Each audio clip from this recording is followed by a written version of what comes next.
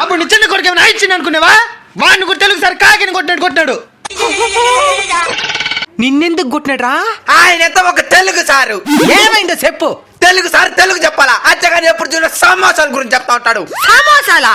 నాయనా అది సమోసాలు కాదు నాయనా, సమాసాలు.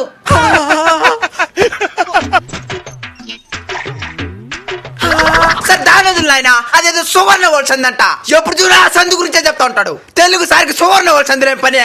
నాయనా అది సువర్ణ వాళ్ళ సంది కాదు నాయనా, సవర్ణ దీర్ఘ సంధి. నిన్ను కాకిని కొట్టినట్టు కదరా.